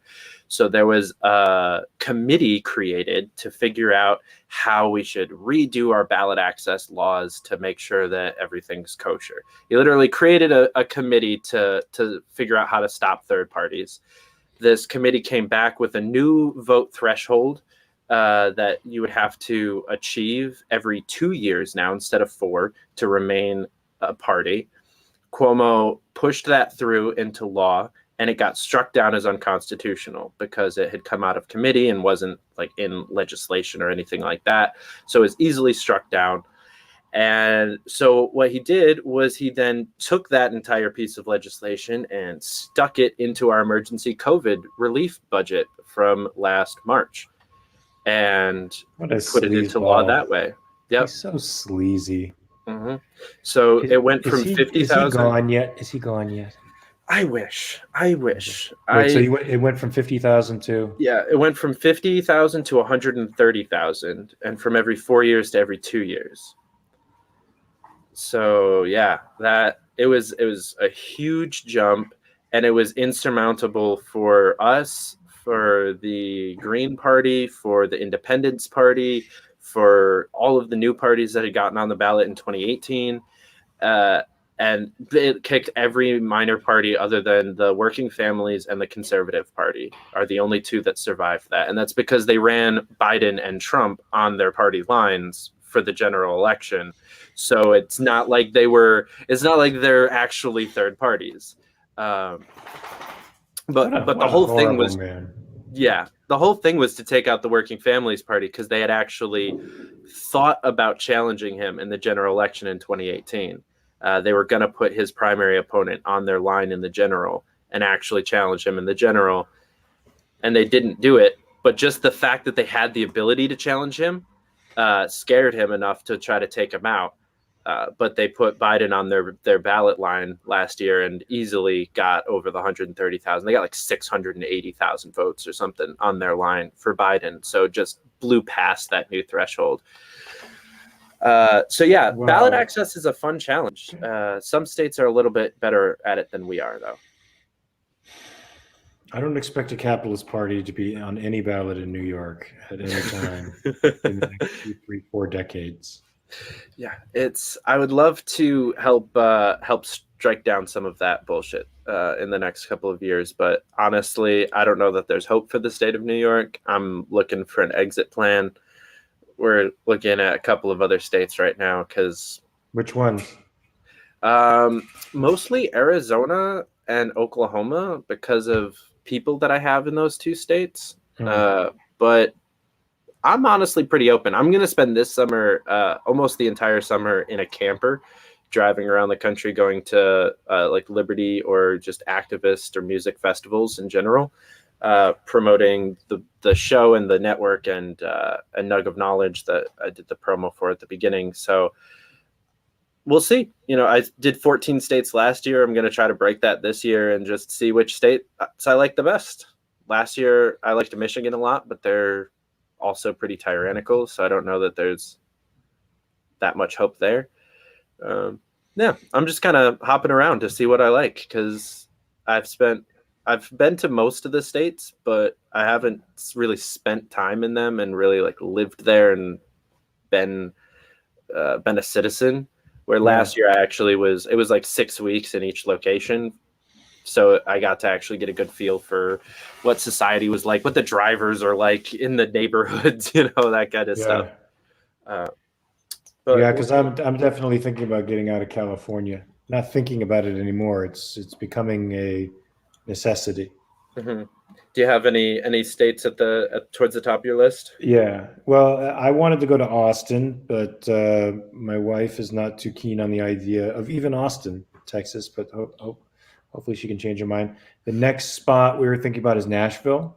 We have a lot of friends who have moved to Nashville, so that might be a place we'll go. We'll see. We got to visit it. She's going to come out here in a couple of weeks, and we'll drive down there. Nice. Check it out. One of my best friends just moved there, and she's loving it so far. So, I mean, hey, get me out of California. It's a paradise. It's been turned into a hell by one party. Right. One party rule. One party rule. That'll destroy almost any state. Any monopoly of political ideals is a problem. Well, I mean, if the monopoly were, free market capitalism and laissez-faire politics, then that's a good monopoly. I'll take that. Mm-hmm. Yeah, I mean, it would be nice. I honestly, I don't even think that I'm one of the few people who will actually say this out loud as a prominent libertarian, but I don't want a libertarian America where we control the House and the Senate and the presidency and the Supreme Court and everything. That scares me just as much as anything else, because I don't like the idea of a one party rule. Even if it's my party, it's just a too corruptible of a structure. It worries me. Yeah, maybe. I mean, I see, given how all over the scale of political beliefs libertarians actually are, that could be troubling. But if you had a single party that believed in, strict constitutionalism and barring the initiation of force, all of human affairs, separating economics and government, that would be a single party that would do very little damage. So I wouldn't mind it. I mean, and at periods in history, we've been dominated by single parties before, but very rarely, as we've progressed through history, the dominance of a single party they've been inclined to increase the state. But that wasn't always the case. I don't think the Jeffersonian Democratic Republicans were growing the state, so to speak. They were certainly growing the geography of the state, but they were shrinking the government in a lot of ways. And and there were times when the Republicans dominated, where the state was shrinking a little bit. So hey, if the right ideas are in, that's okay if it's only one. Yeah, I don't know that party could survive as one. It would end up being I feel like it would end up kind of breaking out into like caucus warfare or something like that, and it would end up behaving somewhat similarly. But I would love if what you're talking about, if that like Democratic Republican small government ideals came back, and that was the controlling force. I would be okay with that. Sure. There could definitely be worse worlds to live in than one where we were actually America again. Right? Yeah, I agree. Would be really nice. It is really amusing though. I do love to talk to people who kind of glorify the Constitution and the Founding Fathers a little bit too much in my mind, because it did not take long for that to go south. Like Adams was one of the more tyrannical presidents we've had, at least up until the last couple.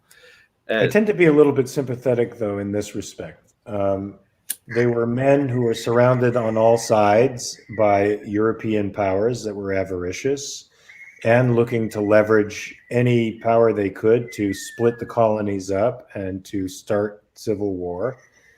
The powers were additionally trying to draw them into their own conflicts, and they were trying to establish the legitimacy of the government, which was very fresh and new at the time, and trying to fund it in ways that were very fresh and new at the time, while maintaining Republican principles. So to me, I see those as massive errors in judgment for sure, but reactions to a situation that I don't know how I would have reacted.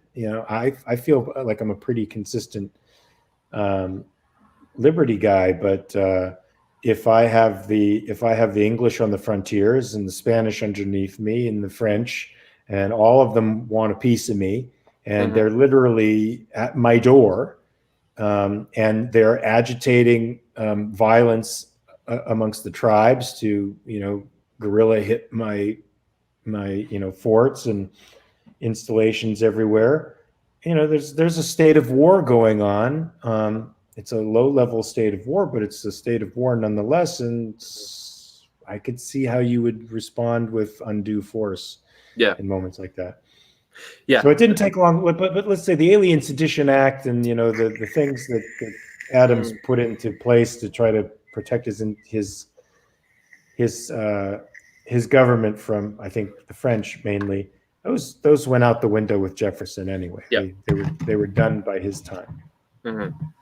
Yeah, I'd say we got kind of lucky with Jefferson and the Democratic Republican control for the next. I think they had the next 3 or 4 presidents after Jefferson as well.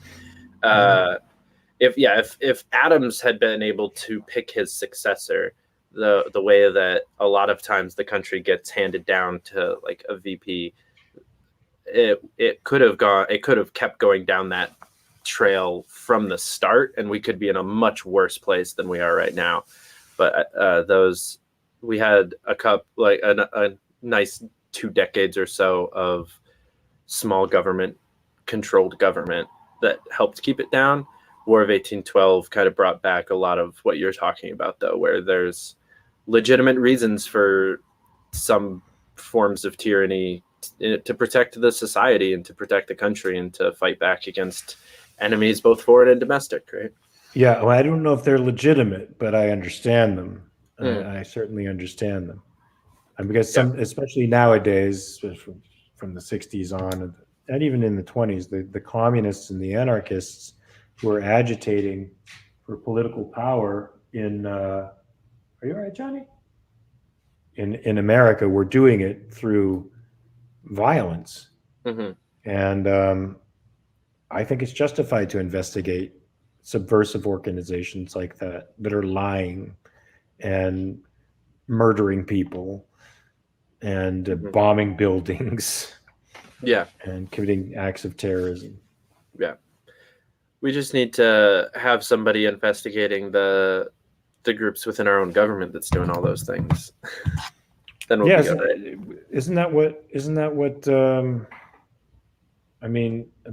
what McCarthy was trying to do? I think so. That was the intent. His strict focus. I mean, the Committee on Un-American Activities was formed long before him, but his strict focus was weeding out communists in the state, who were occupied positions within the government itself. I don't think that's a bad thing. Yeah, if we're weeding out the people in power that are trying to use that power for evil, that's, I think, the one of the few like real things that I'm okay with the government doing is really investigating itself and keeping itself in check, which is a hard thing to do and a hard thing to really rely on. Uh, it takes an engaged citizenry to really make them investigate themselves and actually care about that justice, because at the moment we're not actually holding people accountable. We say we want justice and we scream for justice until we get bored of that justice, and in America justice takes a year and a half normally to happen. Our legal system is so freaking slow in every way, shape, and form that by the time the quote unquote justice is supposed to be happening, no one's even paying attention to what the verdict is. The fact that we actually know the verdict of the Chauvin trial is kind of weird. What if any of the other names from the BLM lists of the say their names list, how many of those other cops did you watch the trial of, or even have any clue what was going on with the trial of those cops? It's just buried by the time, because there's something new and shiny, and that we've, as a society, have shiny object syndrome. We're just bouncing around like, ooh, what? Indeed. Scary.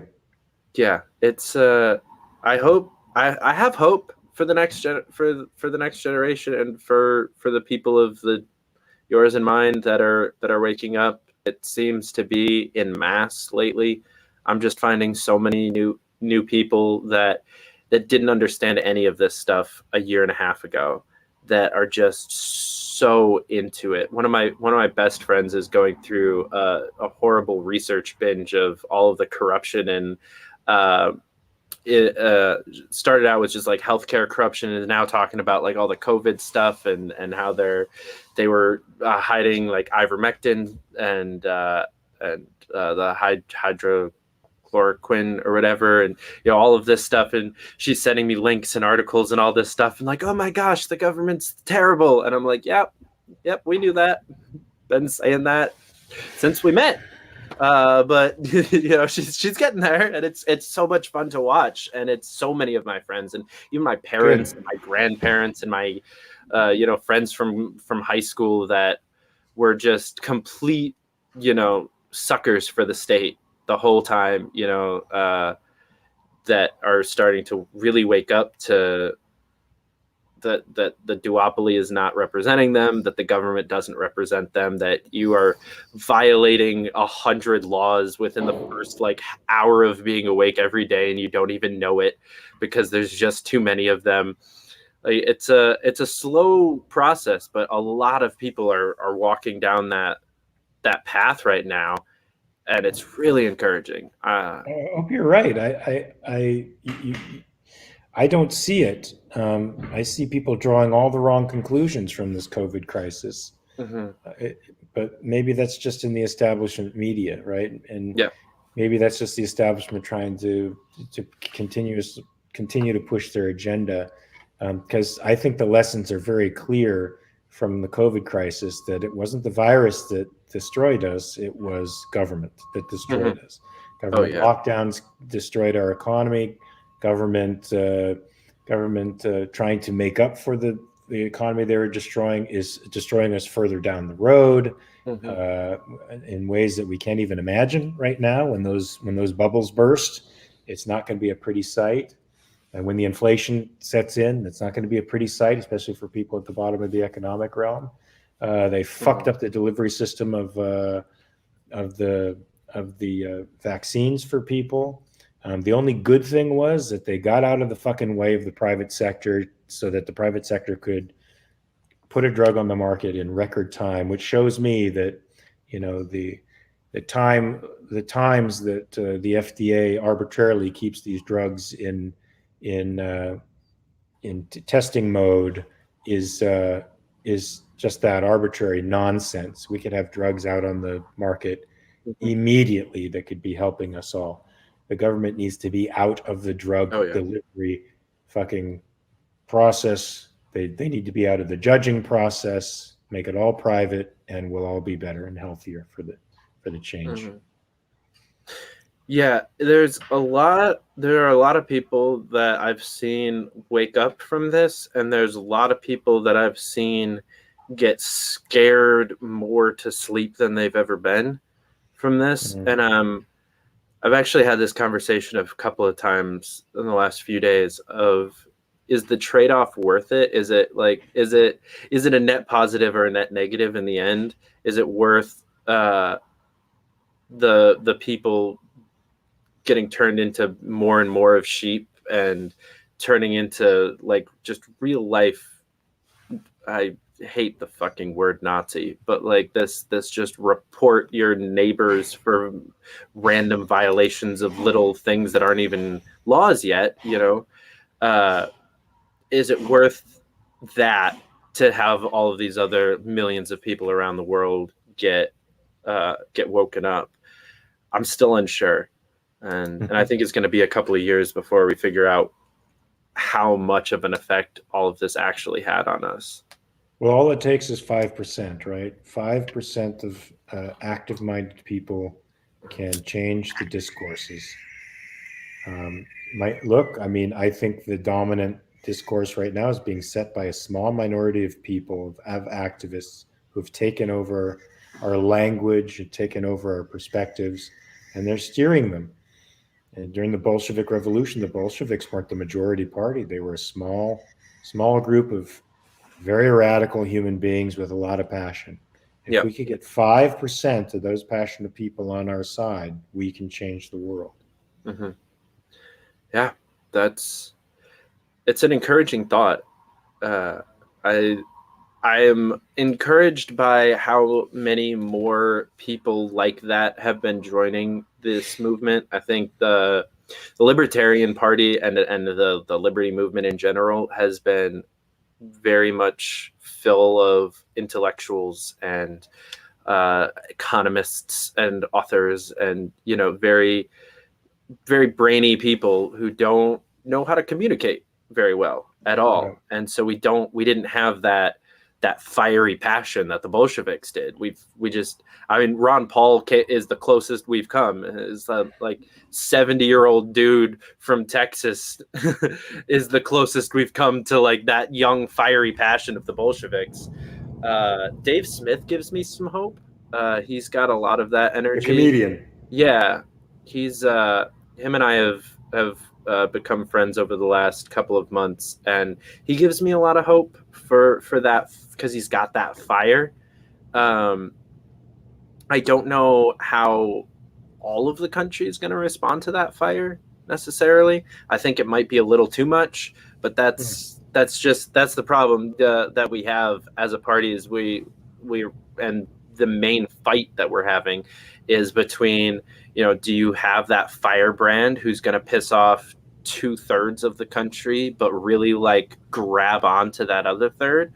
Or do you run like the Justin Amash, who's going to be palatable to the majority of the country, but might only wake up a select few to the real problems? And I don't know the answer. And everybody in the party's been fighting about it for years. Everyone hates the fact that we ran Gary Johnson because he was barely a libertarian. But I mean, Justin Amash, I think, is a good choice. Mm-hmm. Yeah, I think he's one of the better like middle of the road people. He actually does have a little bit of fire and passion, and he is younger, and he is, attractive and can talk well, and people actually want to engage with him. Yeah.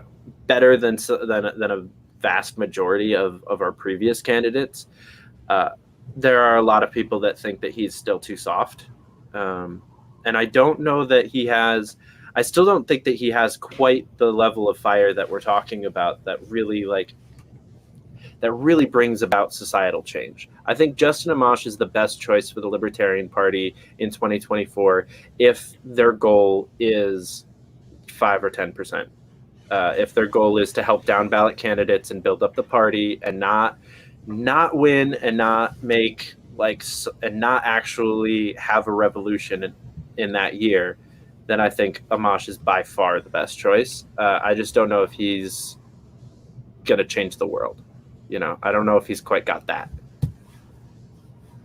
Because not many people do, right? Like there have been a very select few. I mean, there's Bernie Sanders and there's Ron Paul are the only people in my lifetime that and Trump, I guess, that have really had any kind of that spark. Yeah. Well, and two of them are completely derivative in every way and say nothing original. Yeah. It's unfortunate. Those are the times we're in. I'm just trying to think back on politicians in America that changed things. I mean, it seems to me that the politicians that really changed things in America were always more had more in common with the Justin Amash types than with firebrands that might go over locally, you know, and have local celebrity. But I mean, Thomas Jefferson changed the world, and he could barely even give a public address. You know, he was an intellectual.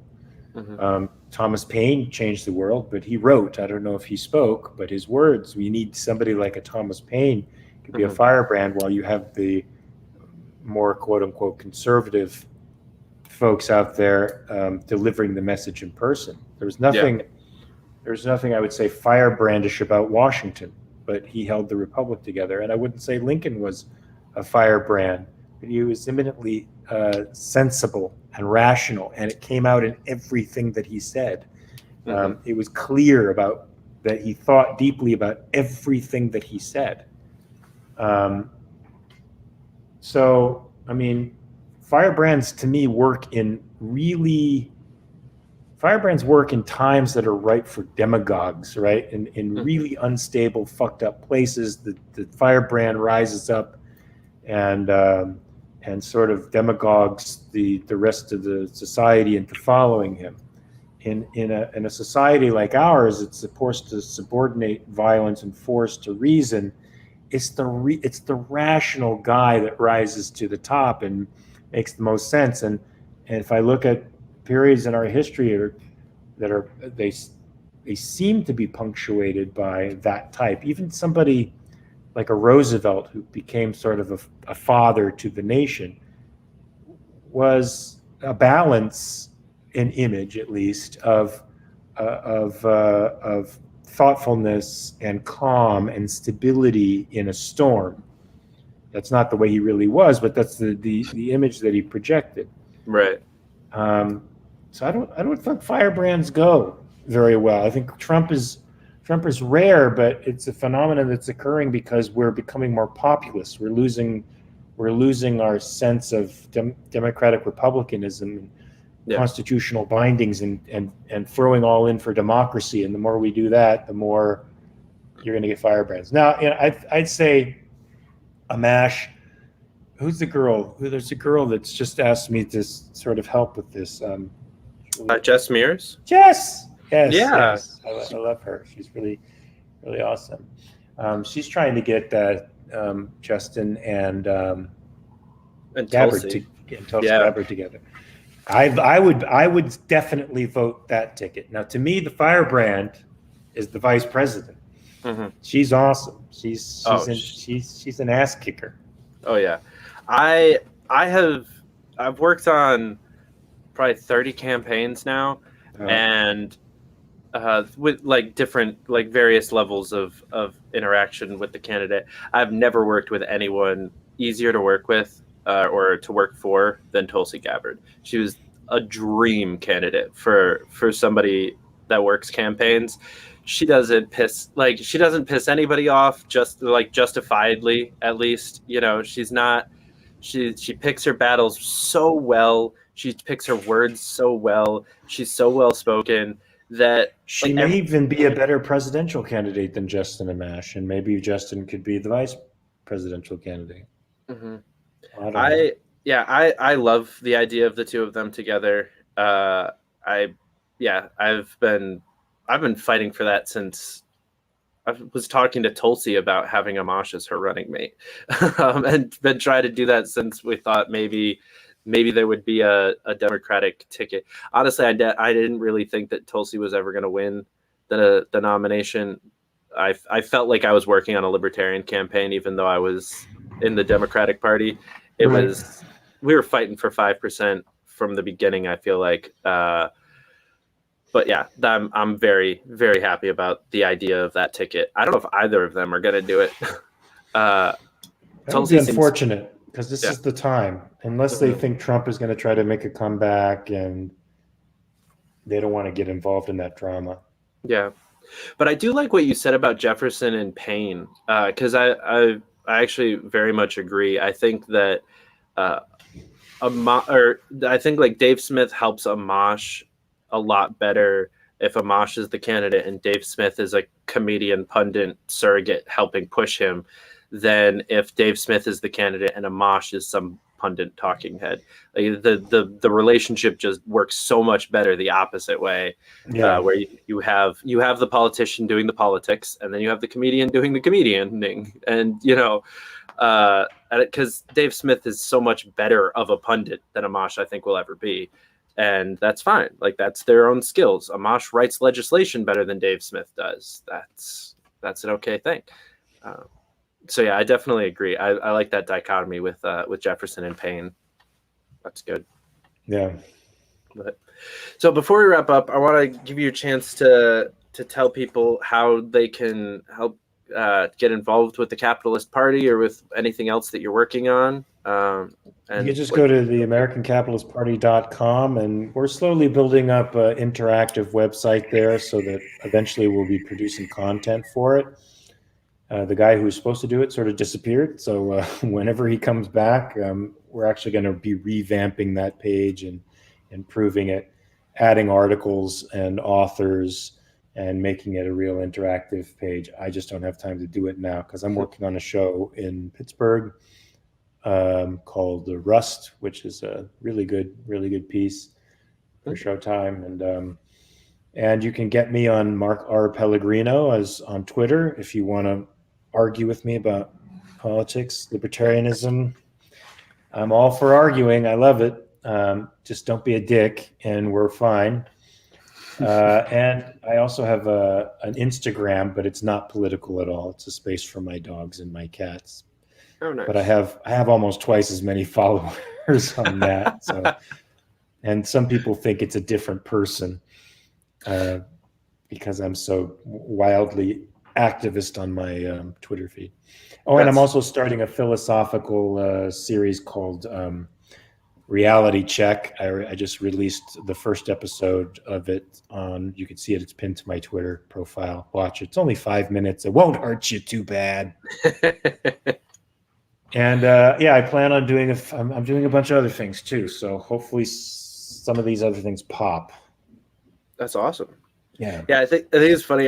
So we've interacted on Twitter a few times, and I've like tweeted at you, and I've been talking. I've mentioned the fact that you were coming on the show a few times to people, or even on the show, and then I finally shared the graphic with your picture on it, and everybody was like, "Oh, that guy," because they were just like, they had no idea that like those two worlds connected at all.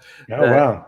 Because I mean, your profile picture on Twitter isn't actually you. So unless you actually like click on it and look and care, it's pretty easy to just be like, oh, there's this random super popular person that's the founder of the Capitalist Party, and cool, all right, and just not realize that it's the person that you were watching on TV for years. Maybe I should switch back to another profile picture. But that's fan art, there's some artists out there in the supernatural family that are really talented. So I try to post some good fan art and keep it up there as long as I can. That's great. The supernatural community was actually what brought me to the internet, really. Wow. The fandom life of like the supernatural Sherlock and Doctor Who kind of combination of like that group of nerds is why I have a Twitter and a Tumblr, and like most of these social media things were originally created to share a bunch of nerd stuff about supernatural. And do you find the family, supernatural family or Tumblr, for example, to be more lefty? I mean, more against your political grain? I've noticed that there's a good chunk of them that are, especially, yeah, I mean, Tumblr just as a platform is, I think, even more skewed left than Twitter is. Yeah. But I definitely think as a basic like philosophy of a show, and just like the attitudes of the characters in it, it's difficult to have Dean Winchester be a big influence on your life growing up and not be at least a little bit libertarian and not be at Yeah. least a little bit anti-authoritarian.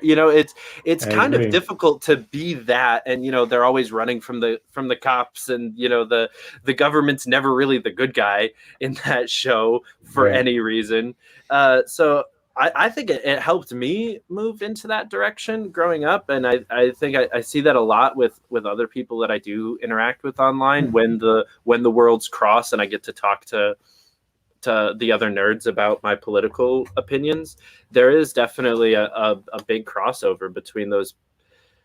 That, I mean, really just, I think, just that entire attitude. I talked to a lot of my dad's friends too, just like that music and that attitude and that style of being, and that kind of grunge metal from Gen X was different than how we grew up. I think our punk people grew into the status that we were talking about earlier, where I think a lot of the last generation still held on to that a little bit deeper, and so we got to see how Dean kind of held on to that and held on to it a little bit better, I think. But there is definitely a big, I think, just culture, that kind of culture in general, just the kind of people that spend all day online talking about a TV show is very dominated by left culture.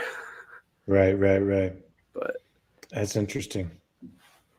most of the other people are working or something.